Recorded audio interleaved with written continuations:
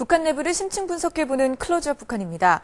북한 수도 평양의 중심가인 창전거리가 1년 2개월간의 재개발 공사를 거쳐 최근 준공식을 마쳤습니다.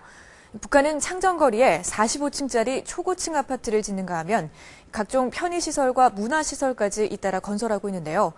클로즈업 북한에서 평양 재개발 사업의 현황과 의도를 자세히 분석했습니다. 지난 25일 평양 만수대지구 창전거리에서 결혼식이 열렸다. 꽃가루를 맞으며 식장에 입장하는 신랑 신부와 이들을 축복하는 하객들의 모습이 이례적으로 북한 TV를 통해 방송됐다. 아버지 오늘 딸을 이룬 훌륭한 식당에서 시집 보내는 이 심정이 어떻습니까? 글쎄 무슨 말로 표현할지 모르겠는데 현실이지만 꿈만 같습니다. 북한 방송은 당국이 신혼 부부에게 지급한 가전제품까지 화면에 비춰주며 이날 결혼식을 15분 가까이 상세히 보도했다. 창전거리 재개발 사업 준공식 이후 이곳에서 거행된 첫 결혼식이었기 때문이다. 지난 20일 창전거리 재개발 공사의 준공식이 열렸다. 준공식에는 최영림 내각총리와 최룡해 총정치국장 등 고위 간부들이 참석했다. 창전거리에는 우리 당의 주체적인 건축미학 사상을 구현한 인민극장과 저고층, 고층 살림집들, 각종 봉사시설들이 희한하게 솟아올랐으며 저영화, 예술화, 공문화가 훌륭히 실현됐습니다. 수도 평양에서도 핵심 지역으로 알려진 창전거리는 우리의 국회격인 만수대 의사당과 김일성 부자의 대형 동상이 세워진 조선혁명박물관 등 북한의 대표적인 건축물들로 둘러싸여 있다. 오른쪽에는 조선혁명박물관이 있거든요. 그리고 또 그 뒤로 조금 들어가기만 하면 좀 왼쪽 편으로 조금 올라가서 거기에 뭐가 있는가 하니까 뭐 정부 청사들 다 있는 거고, 그다음에 거기 인민대학습당도 있고 그 뒤에 중앙당도 있고 제일 중심구역이에요. 그 말 그대로 거기가 제일 중심구역에서도 중구역에서도 또 중심지라 할 수 있습니다. 이번 재개발 사업으로 만수대 언덕에서 대동강 기슭까지 이어진 창전거리에는 결혼식장은 물론 인민극장과 아동백화점, 편의시설과 문화시설이 새롭게 들어섰다. 타가소와 유치원 등 기존의 시설이 개보수되기도 했다. 특히 눈에 띄는 것은 살림집이라 불리는 고층 아파트 단지였다. 최고 45층까지 14동으로 이루어진 고층 아파트에는 약 3만 명가량이 거주할 수 있는 것으로 알려졌다. 창전지구는 불과 1년 만에 45층짜리 대형 아파트를 포함한 14동의 대단히 아파트 단지를 건설한 사업으로서 북한이 상징적으로 평양의 재개발을 선도적으로 해나가겠다는 강력한 의지를 보인 그런 사업지구다 이렇게 볼 수 있겠습니다. 창전거리 재개발은 당초 평양 10만 세대 건설 사업에서 비롯됐다. 북한은 지난 2008년부터 수도 평양의 주택 문제 해결을 위해 평양 10만 세대 건설 사업을 시작했다.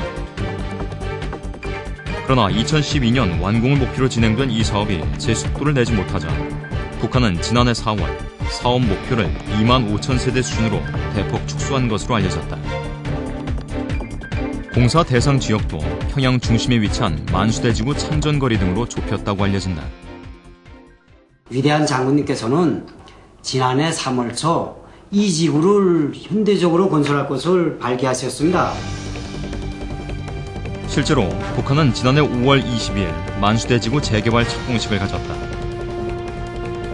이후 건물 해체를 시작으로 기초공사, 골조 건설 등 공사는 빠른 속도로 진행됐다. 북한이 공기 단축에 열을 올린 것은 김정일 위원장의 유훈 때문이었다. 김일성 동지의 탄생 100돌을 계기로 창전거리 건설을 완공할 때 대한 위대한 영도자 김정일 동지의 유훈을 빛나게 관철한 인민군 장병들과 수도 건설자들. 실제로 김정일 위원장은 생애 마지막 순간까지 만수대지구 창전거리 개발에 큰 관심을 보였다. 공사에 필요한 자재와 중장비를 보내주고 건설 현장을 직접 방문하기도 했다.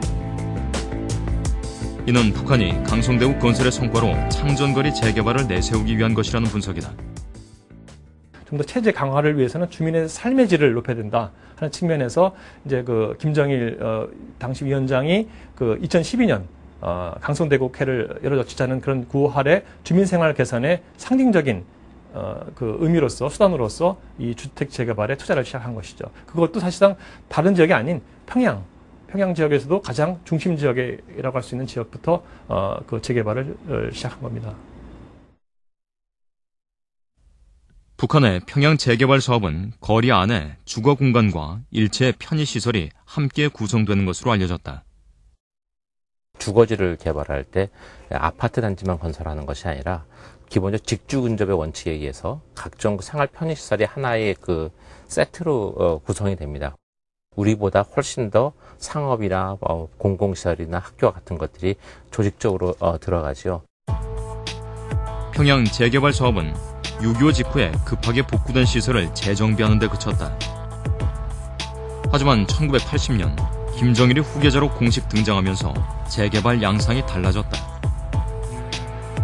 김정일은 당시 평양역에서 보통문에 이르는 창광거리 조성 사업을 직접 지휘했다. 이후 두 차례에 걸친 재개발로 창광거리에는 3만 가구의 살림집과 음식점 거리가 조성됐다. 경리하는 장군님께서는 창광 음식점 거리를 새 세기 여기에 맞게 꾸리기 위한 방도를 가르쳐 주시고 건설 자재와 시공 역량에 이르기까지 제기되는 모든 문제를 다 풀어주셨습니다. 이는 건물 개보수 외에도 안정적인 후계 세습 체제를 확립하기 위한 방편이었다는 분석이다. 김정일 체제가 본격적으로 자리 잡기 시작하면서 과거 적이라고 할 수 있는 이제 종파분자들이 지었다는 그런 지역의 주거지를 밀어버리고 새로운 김정일 시대를 상징하는 의미로서 창광거리를 건설했습니다. 이뿐만이 아니다. 1989년 세계 청년 학생 축전을 개최한 북한은 김일성의 생가가 있는 광복거리에도 대규모 재개발을 단행했다. 북한은 정치적으로 중요한 시기나 기념일에 맞춰 대규모 도시개발을 진행해 체제 선전에 이용한 것이다. 사회주의 이데올로기를 구현하는 중요한 수단으로 도시화 건축이 작동할 수 있고 거기에 맞는 도시 공간과 건축물을 구성하는 게 굉장히 중요하다고 생각하기 때문에 김정일 건축론이라는 책, 직접 그 최고 지도자가 그 건축에 관한 책을 썼다라는 것 정도가 어느 정도로 그 북한 당국의 도시화 건축이 중요하다고 생각하는지를 잘 보여준다라고 생각합니다. 김정일 위원장이 사망 전 창전거리 재개발에 심혈을 기울인 건 역시 지지 기반이 약한 후계자 김정은을 위해 권력 기반 다지기와 체제 안정이라는 정치적 계산이 포함됐다는 분석이다. 창광거리 건설이 뭐냐면은 김정일 체제를 보유할 수 있는 하나의 김정일 체제를 강화할 수 있는 그러한 세력들한테 상당히 고급 주택을 공급했습니다.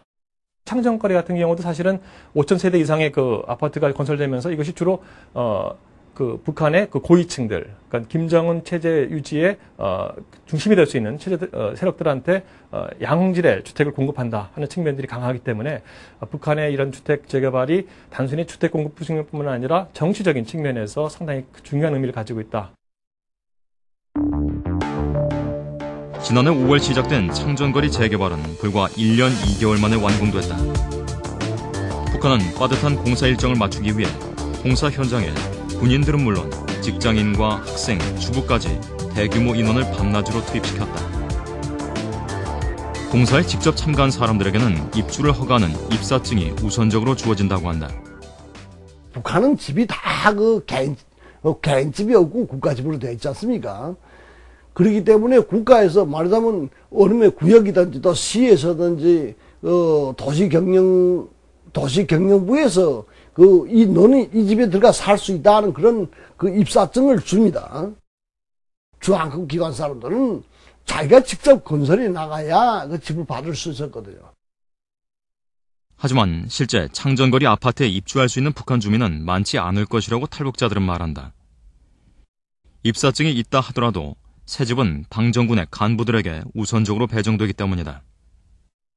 간부들이 욕심내는데 누가 맡겠습니까? 간부들이 우선은 제일 큰 간부들이 그러니까 정찰총국이라든가 다른 부문의 간부들은 못 갈 게고, 정찰총국이라든가 후방총국이라든가 중앙청년동맹이라든가 이런 데 사람들이 이런 데서도 높은 간부들이 먼저 차지할 게고, 그러다 보니까 주택 건설에 나간 사람이라고 해도 사실은 몇 번째로 한 2번 내지 3번째 뒷구를 받기 때문에 집에 한시반 집을 받는 경우가 많은데, 게다가 1년 2개월 만에 무리하게 강행된 공사 탓에 부실 공사의 우려도 제기되고 있다.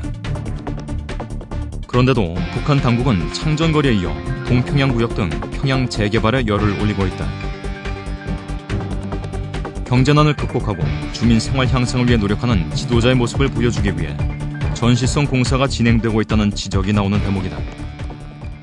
통일거리 할 때도 그렇고 또 광복거리 할 때도 그렇고 이렇게 평양시 건설에 집중하다 보면 다른 데다 쓸 자재가 없어요. 그래서 지방엔 일체 건설을 못하게 합니다.